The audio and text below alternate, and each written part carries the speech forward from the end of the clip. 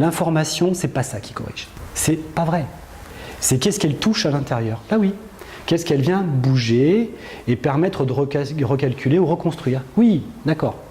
Mais une information, elle n'a jamais rien arrangé. Hein. Oui, moi je sais pourquoi je suis malade. Bah, pourquoi tu continues à l'être alors? J'ai tous les jours ça en cabinet. Hein. Oui, moi maladie, je la connais. Bah, pourquoi tu la bouges pas alors?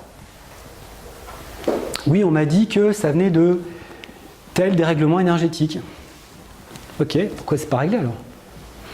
Parce que c'est une démarche, hein, la plupart du temps, c'est pas un dérèglement énergétique. C'est des tonnes de feuillets qui ont besoin de bouger et qui se manifestent d'une certaine manière. Donc c'est pas simple. Ou ça me vient de telle vie antérieure. Et on fait quoi maintenant avec ça? Double travail.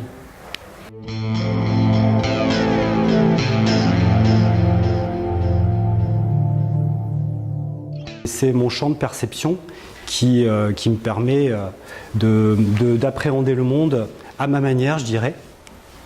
Donc je qualifie ça plutôt d'hyper-perception, c'est un petit peu plus juste. Les sens sont plus ou moins développés chez la plupart des individus. Donc vous connaissez les 5 sens, hein, forcément, l'ouïe, le toucher, la vision, l'odorat, le goût et la vue. Or, ce qu'il faut quand même savoir, c'est que ce sont les 5 sens qui nous permettent d'appréhender la vie. Ok, c'est très très facile à voir, hein. Dès l'instant où vous n'avez plus la vue, par exemple, la vie devient un petit peu plus compliquée et difficile à organiser. Si vous n'avez plus la vue et l'ouïe, par exemple, ça devient encore un petit peu plus compliqué. Et dès l'instant où on perd 3 sens, la trame de vie est un petit peu abîmée, ça devient extrêmement compliqué de poser son existence sur Terre. Donc les perceptions sont à la base du pouvoir qu'on a dans la matière. Je le pose très très clairement comme ça, sans détour. Si vous avez des perceptions, vous pouvez voir ce stylo, en tout cas au moins la vue, et prendre ce stylo. D'accord? Donc vous avez une action réelle dans la matière. Donc c'est ce que j'appelle le pouvoir dans la matière. C'est aussi simple que ça. Et les hyperperceptions sont des extensions de ces perceptions. Donc il y a une forme de vue, donc je vis dans mon petit monde à moi. Il y a une forme de toucher aussi, une hyperextension de ce toucher. Donc je peux sentir, pas tout à fait avec les mêmes limites que vous, on est tous très très différents par rapport à ça. L'olfaction c'est pareil, avec plus ou moins de frontières. Et le goût c'est exactement la même chose. Donc quand je perçois quelqu'un, à ma manière, dans mon monde, bah, j'en ai une vue particulière, un goût particulier, un toucher particulier, etc., etc. Ce qui permet par exemple de traiter à distance. Vous avez souvent entendu des gens traiter à distance, des magnétiseurs sur photo ou pas. Ils se servent, en le sachant ou sans le savoir, d'hyperperception, de chemin en fin de compte. Non pas parce qu'il y a quelque chose qui se connecte à l'individu, comme on a tendance à le croire, mais comme tout est interconnecté, il y a juste des chemins déjà qui sont plus évidents, plus apparents, ou déjà un peu plus creusés naturellement, spontanément pour eux. Et souvent de manière inconsciente du coup. C'est pour ça que beaucoup de personnes ont une certaine sensibilité et on ignore souvent les mécanismes. Et aujourd'hui, on va parler des mécanismes sous-jacents aux perceptions que beaucoup de personnes ont développés ou pas. Hein. Il y en a qui en font des métiers et sortir un petit peu du fantasme de j'ai une perception alors c'est divin, etc., etc. Moi je pose l'humain d'abord. L'humain c'est déjà un champ d'investigation colossal avec des surcapacités énormes qui ne sont pas exploitées. Et puis, comme c'est une conférence interactive, si vous souhaitez à un moment donné poser une question sur n'importe quel thème, je me ferai un plaisir de vous répondre, il n'y a pas de souci. Okay. Donc je ne vais pas parler tout seul pendant 3 heures, en tout cas j'espère pas. Si vous avez quelque chose à demander ou à éclaircir, il n'y a aucun souci, vous pouvez intervenir. On va essayer de faire ça assez proprement. Donc le thème est à peu près posé. Ce qu'on peut dire de l'être humain, c'est qu'il est composé de plusieurs structures, en fait, qui en même temps fonctionnent. Donc il n'y a pas de succession de structures. Tout fonctionne en même temps sur des tonnes de plans différents. Alors même au niveau physique, il y a des fonctionnements anatomo-physiologiques qui sont multiples et variés sur plein de couches différentes. D'une manière sous-jacente, vous avez ce qu'on appelle le système énergétique de l'humain. Je le pose tout simplement en termes de vitalité. Vous avez le corps avec des réactions d'un côté, mais qui est motorisé par une bioénergie, on va dire, une sorte de vitalité. Ça bouge tout seul, sans pile et sans fil. Donc qu'est-ce que c'est que cette espèce de possibilité de mouvement? Eh bien, c'est ce qu'on va appeler la vitalité. On peut appeler ça l'énergie, avec un grand O, un petit E. Il y a plein de pratiques différentes, et qui sont d'ailleurs à des niveaux différents de fonctionnement, hein. Donc pour le même mot énergie, il y a des tonnes de strates, et donc des tonnes de pratiques qui correspondent à des strates différentes, en fait, hein. Donc personne ne parle de la même chose lorsqu'on parle du mot énergie. Et donc dès qu'on cite l'énergétique, les soins par énergétique, les capacités énergétiques, le traitement énergétique, ben ça veut tout dire et rien dire parce que chacun fonctionne à des niveaux très très différents à l'intérieur de ces systèmes-là, okay, qui sont plus ou moins coordonnés, plus ou moins méthodologisés, mais tout le monde fonctionne néanmoins très différemment par rapport à ça. Après, on a le système dit émotionnel derrière. Donc un humain, c'est composé d'un corps, d'une vitalité et d'émotions. Alors pour moi, les émotions, elles sont posées un petit peu à l'envers. Mais pour moi, ce n'est que la conséquence de sous-structures en amont. Quelque chose dans mon discours ou dans votre vie vous touche, ça touche une structure basique et inconsciente dans votre construction primaire, on va dire. Primaire, ça veut dire première, hein. En ressurgit tout un tas de réactions de votre individu qui va notamment s'exprimer par une émotion. C'est-à-dire que pour moi, en gros, en résumé, les émotions sont des réactions. On peut s'en servir d'ailleurs pour se rassurer.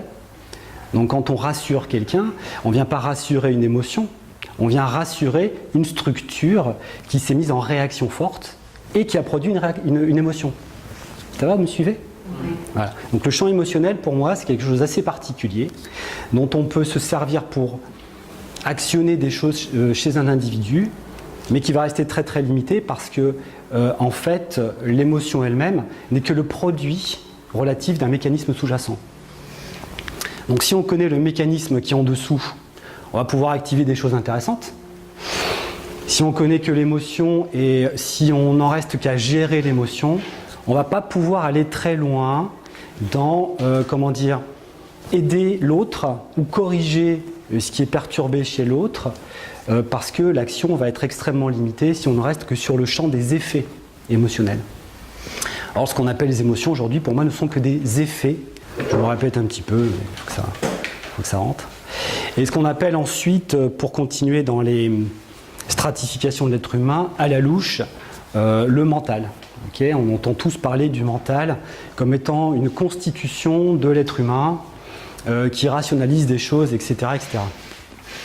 Alors pour moi, le mental, c'est quelque chose qui n'existe pas vraiment. En tout cas, pas dans mes perceptions. Vous n'avez pas un corps mental, un corps dédié au mental. C'est tout un ensemble qui est structuré, et cet ensemble est codifié par rapport à une tonne des sortes d'équations, si vous voulez, hein. Je ne veux pas rentrer dans le trip mathématique quantique, hein, c'est pas mon trip, mais pour que vous puissiez un peu mettre des mots sur ce que j'essaie de vous passer comme message, on va dire que le mental, c'est un ensemble de codifications qui vous donne une perception du monde. Donc ça va beaucoup plus loin que je pense, ah oui, c'est mon mental. Non, vous pensez, c'est une réaction une fois de plus. La pensée, c'est comme les émotions pour moi, c'est une réaction à tout l'ensemble de vos millions, voire milliards de constructions sous-jacentes. Et pour un peu rationaliser, essayer de méthodologiser tout ça depuis la nuit des temps, on a globalement mis l'homme dans des cases qu'on appelle le corps physique. Donc on ne connaît pas grand-chose du corps physique. Le corps énergétique. On ne connaît pas grand-chose du corps énergétique puisqu'il y a des millions de couches. Le corps émotionnel, mais vous savez que c'est une réaction finalement. Et le corps mental, qui est pour moi, n'est pas plus un corps, mais une façon de gérer la vie en fin de compte. Donc déjà, je me pose comme une personne qui ne met pas en opposition toutes ces couches et qui n'en met pas une supérieure aux autres, mais qui ensemble forment un seul champ d'expression, en fait, une unité. C'est ça l'unité pour moi, c'est l'ensemble de votre constitution, les millions de composantes qui sont maladroitement mis dans 4 cases. Hein. Pour moi, c'est ça l'unité, et tout cet ensemble vous donne un champ d'expression. quand je regarde comment vous fonctionnez, ou je fonctionne évidemment, c'est un ensemble de millions d'informations qui arrivent synthétiquement pour être organisées de manière à être efficace pour faire quelque chose. Un geste, une parole, construire une pensée ou construire une démarche mentale, on va dire. Donc on sort un petit peu du cadre habituel de conditionner l'homme. Comme il a un corps, on se dit, bah tiens, s'il a des pensées, c'est qu'il y a un corps mental, et s'il a des émotions, ou s'il en ressent en tout cas, c'est qu'il a un corps émotionnel. Alors je ne vois pas ça du tout. Vous êtes plutôt comme... où je suis aussi, hein, où le vivant en général est comme une sorte de tas d'énergie énorme, colossale, qui crougnoute de partout, en fin de compte, qui s'agite. C'est des millions d'interactions que je ne peux pas suivre. Hein. C'est hyper rapide, c'est très électrique de partout, et ça se met en forme en fonction de ce que vous êtes en train de faire, en fin de compte. Et ce qu'il y a de sous-jacent à chaque individu lui est particulier. Ça veut dire que même si on a des caractéristiques communes, de bras, de jambes, etc., bah, les caractéristiques communes sont bien minces comparées aux caractéristiques individuelles que vous avez. Donc dans ma façon de percevoir l'humain, bah, je ne vois pas une seule personne comme une autre en fait. Il n'y a pas deux personnes qui se ressemblent. Il n'y a pas trop de points communs au niveau énergétique, encore moins dans votre façon de gérer et les émotions et ce que vous appelez le mental et les pensées. Il n'y a pas de points communs. Il y a une façon commune de le poser, de le sortir par notre éducation. Mais quand on regarde bien votre système, il n'y a pas de point commun. Chacun a une histoire seconde par seconde depuis sa naissance, totalement différente que votre voisin. Donc toutes les secondes qui ont une réaction à l'intérieur de vous, bah, c'est une réaction unique, hein, puisque vous avez vécu chacun, seconde par seconde, des choses tellement différentes. On ne peut pas vous cataloguer. On ne peut pas, c'est pas possible. Ça nous ramène automatiquement à se demander ce que c'est que la normalité, ce qui n'est pas de l'ordre de la normalité. Et moi, ça m'a emmené évidemment, puisque j'en ai fait mon métier ensuite en termes de soins, de thérapie, de traitement et de médecine. En fait, qu'est-ce qu'on vient soigner, quoi, en fin de question ? Pourquoi je veux soigner telle personne ? Ça, c'est la première question. Et ensuite, par rapport à quoi je vais soi-disant la normaliser ? Ça, c'est une deuxième question, puisqu'elle est normalisable que par rapport à elle. Eh oui. Donc après, ben, ça m'a obligé à sortir des structures standards méthodologiques qu'on m'a données, qui sont extrêmement performantes, hein, que ce soit la médecine chinoise ou d'autres thérapies énergétiques. Parce que déjà, dans l'éducation que j'ai reçue, évidemment, de cet ordre-là, je suis allé assez loin en médecine chinoise, j'ai même une école d'acupuncture en Suisse, à Genève. J'ai bien vu que ce qu'on me donnait en termes de méthodologie n'était qu'une méthodologie, une façon d'organiser tout ce quantum humain et qui ne décrivait pas la réalité que je percevais en fait. Mon premier grand réel problème, c'est quand j'avais 4 ans à peu près que je me suis rendu compte que cette perception du monde, mais en fait, elle était propre à moi seulement. Donc j'ai dû répondre à un tas de questions et toutes ces formes de réactivité humaine qui sont sous-jacentes à chaque individu m'ont posé pas mal de soucis de compréhension. Parce que dès qu'on se relie à quelque chose, on a l'information de la chose. On n'est pas forcément capable de la comprendre, surtout quand on est petit. Ensuite, ce sont des informations qui sont extrêmement dures à intégrer, parce qu'on arrive sur des sphères assez intimes et personnelles de l'individu. Et ensuite, personne n'en parle, en gros. En tout cas, à mon époque, je suis né en 1970, c'était un petit peu raide. En 1974, il n'y avait pas grand-chose. Du côté de La Rochelle, il n'y avait pas grand-chose pour m'aider. Un petit peu plus tard, j'ai trouvé des gens super, des magnétiseurs qui m'ont emmené, magnétiseurs radiesthésistes, hein, qui m'ont un peu emmené dans leur giron à l'âge de 10-11 ans et qui m'ont beaucoup rassuré sur comment je pouvais travailler, etc. Mais je pense que je leur ai servi de laboratoire de recherche un peu. Eux m'ont beaucoup aidé parce qu'ils m'ont aidé à structurer un peu des choses, à mettre une méthodologie en fin de compte. Mais j'ai dû toujours être bien distinguer en fait la méthodologie qu'on me donnait, qu'elle soit de l'ordre de la médecine chinoise ou du pendule, des magnétiseurs, etc. J'ai bien dû distinguer toutes ces méthodologies et l'humain. dans son fonctionnement perçu. D'accord? Donc ça fait des écarts colossaux, en fin de compte. Vous voyez? Donc je voudrais quand même aujourd'hui mettre ça en avant pour que vous compreniez assez définitivement qu'un être humain, ça ne peut pas se codifier, ça ne peut pas se synthétiser, ça peut s'appréhender à un moment donné, mais juste selon vos perceptions à vous. Et vous indiquez aussi qu'il y a beaucoup de méthodologies qui datent de Mathusalem, de moins 2000 avant Jésus-Christ. Il y en a qui s'en gargarisent même. Oh, c'est génial, c'est super traditionnel. On est en 2018. Alors qu'est-ce qu'un être humain en moins 2000 comprenait de plus qu'un être humain en 2018 sur des méthodologies qui sont extrêmement intéressantes, importantes, mais qui aussi nous conditionnent à tout le temps voir l'humain derrière une nomenclature, des méridiens, des façons de faire, il y a la chose juste, la chose pas juste, ton chakra là il est juste, là il est pas juste, mais ça correspond pas du tout à ce que je peux voir. Vous voyez le décalage un petit peu? Alors on se fie à quoi? Donc on n'avance pas beaucoup du reste. C'est pour ça qu'il y a beaucoup d'échecs dans la communication, déjà entre êtres humains, parce que tu devrais être comme ci, comme ça, ou on devrait faire comme ci, comme ça, la vie c'est comme ci, comme ça. Mais d'où vient cette codification? Est-ce que ça nous rend vraiment heureux?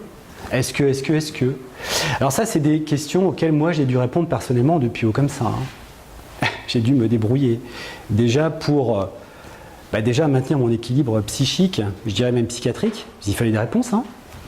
Donc parfois, je passais 2-3 jours à pas dormir, forcément. Parce que quand quelque chose vous accapare fortement, vous avez tout ce qui est en vous qui essaie de comprendre, de discerner, pour essayer justement de trouver une réponse, en fin de compte. Alors pour aller un tout petit peu plus loin, c'est comme si vous étiez plusieurs champs à la fois. Si je regarde cette personne, je peux la diffracter en 10, 20, 100, 200. Oui, on peut diffracter sur quasi de l'infini quelqu'un. Et donc au bout d'un moment, j'ai constaté beaucoup de choses, c'est-à-dire je peux me connecter sur un plan, en tout cas me connecter, ça fait un petit peu genre je me branche, je bricole mon truc, mais les connexions elles sont déjà là de toute façon. Donc se connecter sur un plan c'est qu'une façon de dire parce que vous êtes connecté à la totalité d'un coup. Sauf que vous mettez un peu plus de conscience à un endroit et puis à un autre. On va plutôt le poser comme ça, c'est un peu plus propre. Donc oui, il y a un plan qui peut m'informer, me parler entre guillemets de quelque chose. Mais un autre plan de cette personne peut me dire encore autre chose, voire le contraire. Et un autre plan encore et encore et encore et encore et encore. Donc j'ai dû comprendre que c'était l'organisation de l'individu, donc ça c'était pas très dur. Mais par contre, le contenu était surprenant quand même. Comment une personne peut être multicomposée comme ça et avoir plein de façons de voir le monde et comment dire, qu'il y ait plein d'elles-mêmes totalement différentes et qui ensemble s'arrangent pour émettre synthétiquement une pensée, une action, une structure. C'est une usine de calcul qui est colossale. Alors j'ai eu des repères petit à petit parce que au quotidien on me disait voilà, moi je fonctionne comme ça et je voyais que cette personne en fait se décalait d'elle-même, que ses plans n'étaient pas dans une forme entre guillemets d'alignement. N'y voyez pas une perfection, quand c'est propre c'est bien. Il y avait une désynchronisation de beaucoup trop de choses. Et cette désynchronisation de l'individu me mettait en évidence une zone qui était la zone conflictuelle. Donc j'ai vite compris que la personne m'envoyait en fait une information d'elle, tout simplement, qu'il y avait juste à regarder, analyser, et qu'elle me donnait aussi la zone problématique. Et cette zone problématique, c'est un peu sportif, parce que c'est un peu comme un coffre-fort, un peu. Il faut l'ouvrir avec délicatesse, elle est super protégée, c'est encodé depuis extrêmement longtemps. Il y a une logique de cette zone conflictuelle, donc c'est pas quelque chose d'absurde et stupide, c'est une logique. Simplement, elle ne sert plus à l'individu à un moment donné, donc il essaie de la régurgiter, et sa difficulté à régurgiter sa logique, en fait, il le pose comme une maladie. Elle est apparente sous forme de maladie, elle est exprimée comme une pathologie. Donc une fois cette zone assez en évidence, parce qu'on ne touche pas au reste, l'individu est tout puissant dans son propre système, on ne touche pas ce qu'on veut, c'est chez un individu. Je me permets juste pour bien comprendre le truc, quand tu dis on essaie de régurgiter, en fait, c'est quelque part, plus tu es malade, plus tu essaies de ressortir tout, c'est ça? En fait, plus tu es malade, on va dire que c'est soit une ou plusieurs zones de conflit qui ont besoin d'être remises à jour, revues, donc qui gênent encore ta façon de fonctionner. Ce sont des façons de fonctionner trop anciennes, on va dire. On pourrait prendre ce raccourci-là. C'est quelque chose, oui, c'est quelque chose dont on a eu besoin à n'importe quel moment de notre vie, qui n'est plus utile maintenant, mais qui est encore actif, comme une sorte de processeur qui tourne et qui nous empêche en fait d'avancer dans notre existence, puisqu'il y a plusieurs autres processeurs, donc des milliards en fait, qui ont leur place aussi, qui sont gênés par cette façon qu'on a eu d'appréhender la vie, qui nous a servi à un moment donné, mais qui n'est plus du tout utile. Et on ne sait pas comment s'en débarrasser, parce que déjà, elle ne veut pas disparaître, et elle a été, comment dire, salutaire à un moment donné. Vous comprenez, c'est une logique. Mais passer à autre chose, ça se fait pas n'importe comment. C'est pas genre, j'aime pas les pêches, et ben t'as qu'à manger des pommes. Ça marche pas comme ça. Donc il m'a fallu, pour comprendre, rentrer dans le système problématique, et entre guillemets, voir de quoi il était constitué, de quoi il était construit, et de rester dans la logique de la construction de ce système. Pour la même pathologie ou la même problématique, il y a des millions de possibilités derrière. Et alors là, la méthodologie, bonjour. Quand c'est une pathologie génétique? C'est pareil.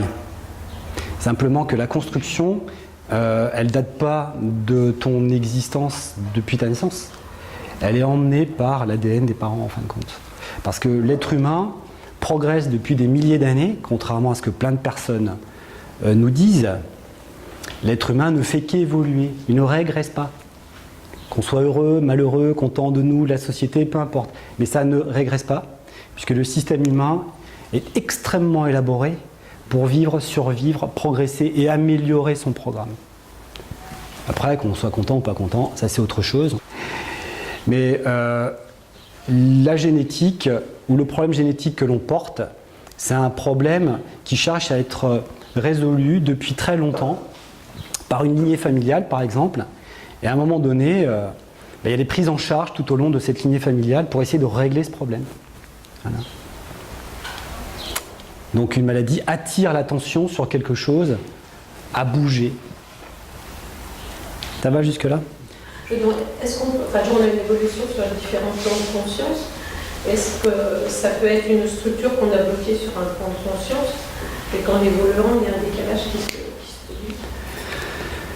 produit? La conscience, c'est quand même quelque chose qui est très particulier pour moi. La conscience d'un individu, c'est quelque chose qui est extrêmement restreint. La conscience serait pour moi un moment où on focalise sur un objet qu'on observe. C'est ça la conscience. C'est tout. Mais justement, les différents points de vue par rapport où tu te positionnes, tu peux appréhender les choses en ayant une vision complètement contradictoire. Comme voir ce stylo avec une vue normale me donne le pouvoir sur la matière. Alors le mot pouvoir déplaît, mais bon, c'est comme ça, c'est pas bien grave, tout le monde a peur de tout.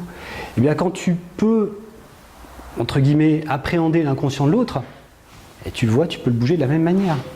C'est je prends de l'information, il y a une collaboration entre moi et cette zone-là, et elle peut, pour plein d'autres raisons qu'on verra plutôt demain en stage, commencer à soit disparaître, soit se recalculer différemment, ce qui va générer chez l'individu d'autres possibilités, une autre trame. Si je prends un être humain que je décris comme une sphère, c'est un dessin à plat, mais imaginez que c'est une sphère, sa conscience serait juste toute petite sphère au centre. D'accord? Donc pas grand-chose. Pour porter la mesure de la conscience, regardez comment vous êtes conscient de votre corps. Zéro. C'est-à-dire que vous êtes venu jusqu'ici, vous ne savez même pas trop comment vous avez atterri sur le parking dehors, trouvé la salle. Vous n'avez jamais été obligé de dire tout le long du parcours « Ah bah tiens, il faut que mon cœur batte, je gère aussi mes cellules, je gère… » Vous gérez rien du tout. On est inconscient à 99% de notre vie. Depuis que vous êtes petit, seconde par seconde, vous fonctionnez extrêmement bien à votre insu. Et pourtant, c'est 100 000 milliards de cellules qui fonctionnent. Et vous n'avez pas à les gérer. Donc la conscience, elle est juste relative à une observation à un moment donné. Voilà. Donc la conscience, pour moi, C'est pas ça le champ de travail.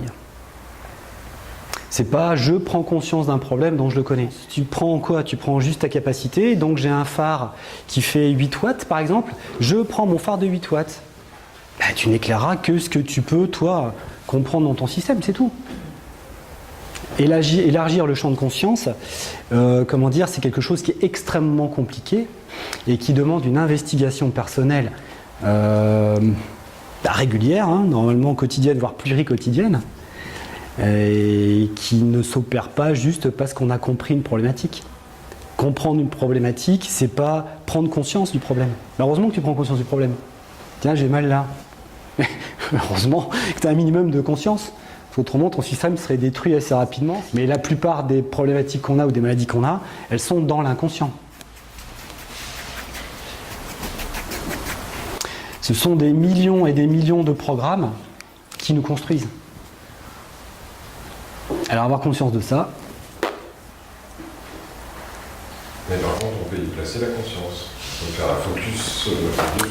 Bah, si c'est inconscient, non, puisque par principe, ce qui est inconscient, c'est inconscient. On ne peut pas le rendre conscient en y plaçant la conscience? Alors, on peut le rendre un peu plus conscient en commençant à porter un regard sur les mécanismes sous-jacents. Or, ce que j'ai toujours, moi, pu déplorer, c'est qu'on connaît plein de choses sur l'énergie, sur les chakras. Alors, je connais plein de gens qui travaillent avec les chakras, avec l'énergie, etc., depuis que je suis petit. Mais si on ne leur avait pas dit, ils n'auraient jamais su. Donc, le lundi, il y a une copine, un copain qui leur dit « Bah tiens, ouais, tu sais, nous, on est composé de chakras, il y a mon thérapeute qui me traite les chakras et je vais mieux, etc. » Le mardi, on s'y intéresse, on s'y forme, quoi, et le mercredi, on les connaît. Mais très sincèrement, on n'a jamais abordé les mécanismes sous-jacents, comment un être humain fonctionne dans tous ces systèmes, etc., etc. Donc si on ne rentre pas dans une connaissance, à partir de maintenant, un peu plus intéressante des mécanismes sous-jacents, tu n'es qu'un utilisateur de super notions, chakra, énergie, karma, vie antérieure, que tu ignorais la veille, pour être très clair. Donc en fait, si ce n'est pas de tes perceptions, c'est quoi? C'est qu'on te l'a donné. Donc c'est pas toi qui es capable de le voir. Si je t'informe de quelque chose, bah en fait, tu prends conscience de la chose, bah oui et non. Tu es informé, tu prends conscience de l'information que je te donne. Et si elle n'est pas bonne, si elle n'est pas vraie, si elle n'est pas suffisante, ça t'arrangera pas grand-chose. En tout cas, ça ne va pas t'aider dans tes prises de conscience. Tu comprends? Donc en fait, tout ce qu'on se transmet sont des choses extrêmement utiles que certaines personnes ont méthodologisées d'après leur perception, parce que forcément il y a une base de perception dans tout ça, qui a été transmise à des gens qui ne les avaient pas. Et moi je pense qu'aujourd'hui, je pense que ça suffit, quoi. Je pense qu'on connaît assez de choses qu'on utilise plus ou moins bien, et qu'il serait quand même temps de passer à savoir comment ça marche derrière, pour un peu arriver justement à ouvrir les constructions dans lesquelles on est, mettre du propre dedans et pouvoir avoir conscience d'autre chose. Parce que si on est toujours dans les mécanismes qu'on nous a appris, sans que nous-mêmes on les ait perçus au départ, on est toujours dans des dogmes et des dogmes. Le lundi tu connais rien sur les chakras, le mardi on t'en parle, ça y est, tu as l'information. Oui, mais c'est pas parce que tu as l'information et même que tu t'y es formé et que c'est ton métier que tu sais même comment ça fonctionne derrière. Il y a des tonnes de plans de fonctionnement énergétique. Oui, tu voulais dire? Ouais. Ce que tu veux dire, c'est qu'il tu veux amener chaque personne, sans être thérapeute, à rentrer à l'intérieur. C'est ça? À rentrer à l'intérieur. Alors il y a des gens qui vont dire c'est la méditation, etc. Moi, je ne vous propose pas de la méditation, je ne vous propose pas des techniques dogmatiques. Je vous propose d'aller investiguer personnellement vos fonctionnements et de faire le tri dans vos fonctionnements. Parce que ce n'est pas un tri général qui va vous aider. Ce n'est pas si je te dis le premier chakra il est rouge, mais quelqu'un de sensible a appris à fonctionner, à te le corriger par exemple, il te rétablit ton premier chakra, qu'est-ce qu'il t'a fait? Il t'a juste permis d'équilibrer une incidence, une conséquence. Il est dans le monde des phénomènes. Il ne t'a pas emmené dans le dérèglement primitif de ton chakra, par exemple. Ok, ça c'est un petit exemple, parce que je ne veux pas vous choquer. Et donc tu as une personne le lundi qui ne connaissait rien, le mardi elle apprend à normaliser un chakra, et elle te dit ouais ton problème c'est le premier chakra. Elle a raison puisqu'elle est sensible. On lui a appris que ça existait, elle a introduit cette notion-là, elle en est devenue sensible, et elle, de toute bonne foi, elle te règle ton premier chakra. Mais pourquoi il s'est déréglé ce premier chakra? Ça c'est les questions que je posais quand j'étais petit. Mais pourquoi tu me parles de chakra? Je vois pas ça. Je vois pas ces choses-là de cette manière-là. Il y a des millions d'informations contenues. Mais pourquoi c'est rouge? Je vois pas ça rouge. Pourquoi le deuxième il est orange, jaune, vert? Enfin, c'est un peu curieux quoi, cette méthodologie. C'est de plein de couleurs différentes en fonction de la tonalité du moment, des sous-structures qui sont derrière, vous comprenez? Donc en fait, ce que j'ai vite compris, c'est qu'on se passait des méthodologies très limitées, sans aucune explication derrière. Et aujourd'hui, tout le monde est un super professionnel d'utilisation de choses qu'on ne comprend pas. Voilà, c'est génial.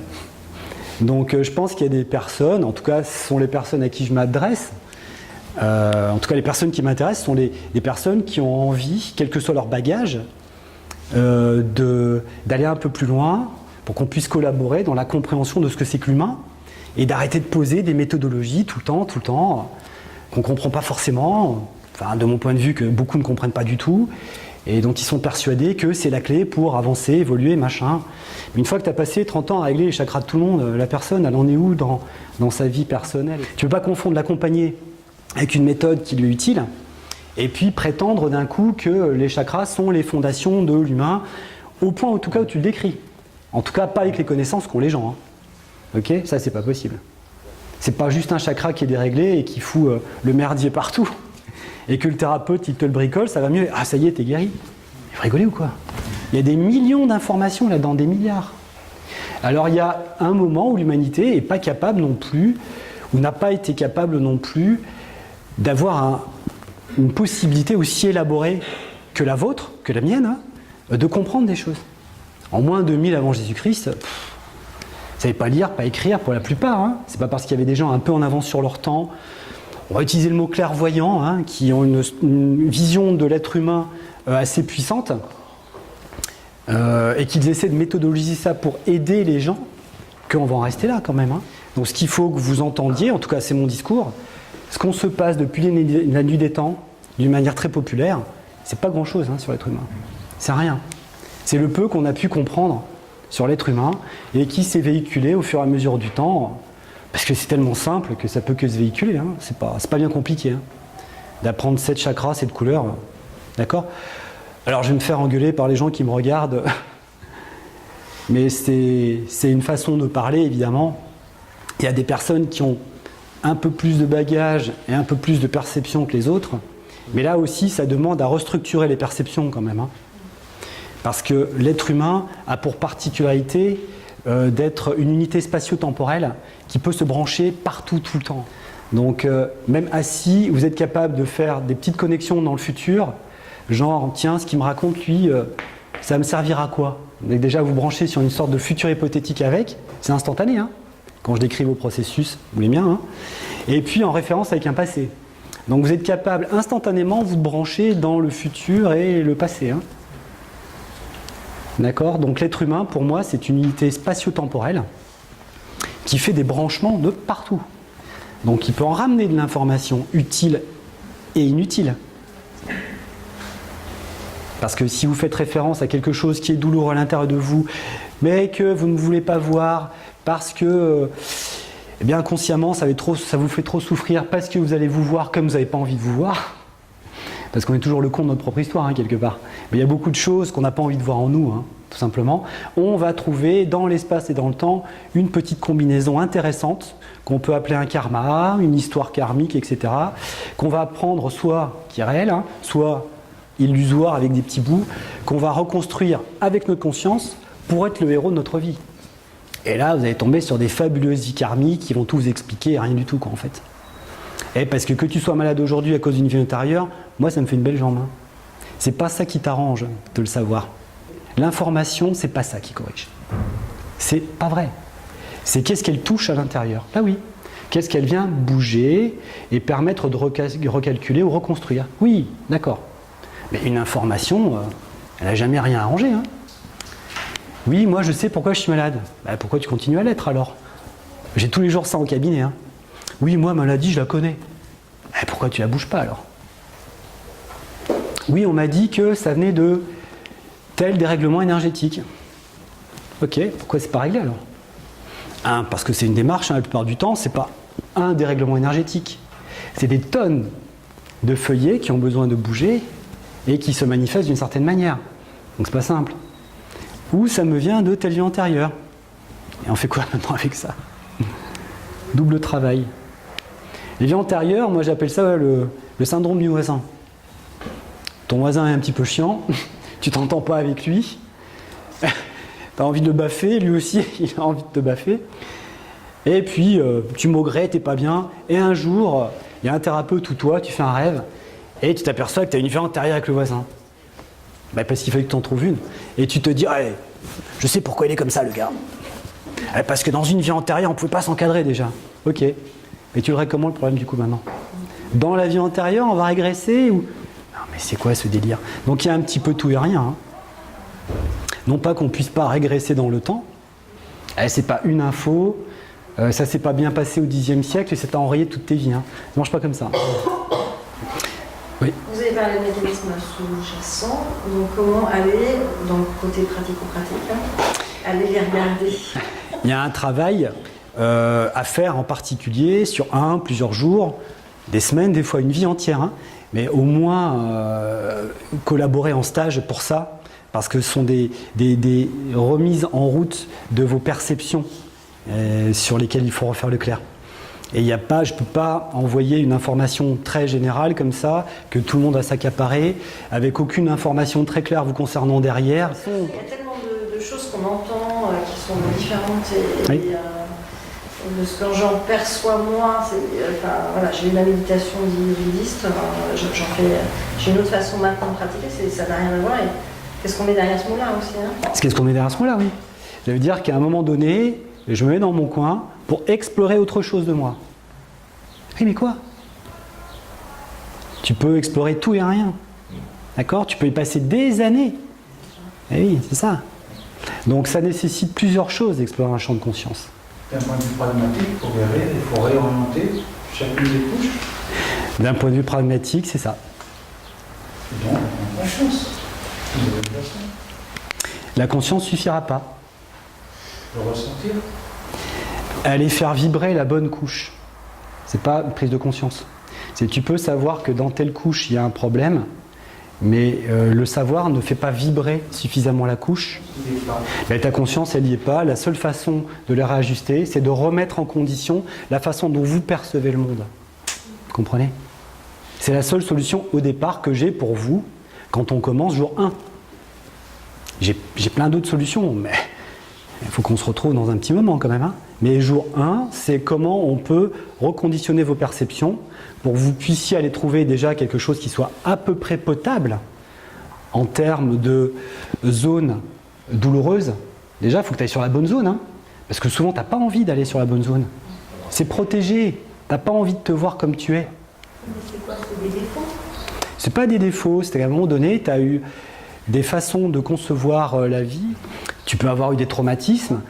Ton traumatisme génère un échappatoire. C'est normal, autrement tu ne survis pas. Un traumatisme génère une contre-mesure, pour aller un petit peu plus loin. Okay? Donc c'est l'ensemble des contre-mesures que tu dois visiter. Et ça ne se fait pas en une journée. C'est ça ces zones. C'est un tas de contre-mesures. Et surtout, de commencer à enlever tout ce qui est obsolète dans ton système en termes de croyances. C'est ce qu'on fait un petit peu ici. Comme un ordinateur, tu changes un programme, tu remets un truc à jour et... Tu montes en méditation sur les différentes consciences, c'est un moment où on arrive, on capte, je veux dire qu'on reçoit des informations et qu'on les reprogramme. Et est-ce le fait de ne pas arriver à accéder, à le faire passer sur les différentes couches qu'on n'arrive pas à recevoir l'information? Non, c'est que c'est pas la bonne info. C'est juste par rapport à ton regard, à ta conscience. Et c'est pas forcément la bonne info que tu as. Et oui, des infos, tu en as des tonnes. Tout le monde peut te renseigner sur les infos. Et pourquoi ça marche pas tant que ça finalement? Parce que tu as des super médiums qui peuvent être justes aussi. Tu as bien des infos qui sont renvoyées? Mais c'est que des infos qui sont renvoyées. Mais déjà, dedans, si tu n'as pas l'art de faire un tri dans les infos qui te seront envoyées, tu vas aller chercher des leurres. Parce que les systèmes douloureux sont méga sécurisés. Méga sécurisés.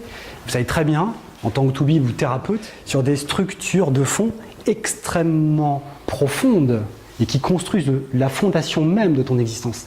Tu crois que tu y vas comme ça? C'est super protégé. Tu vas pas mettre le nez dans un truc qui est super douloureux. Tu corriges pas comme ça juste parce que tu as l'info. Hein.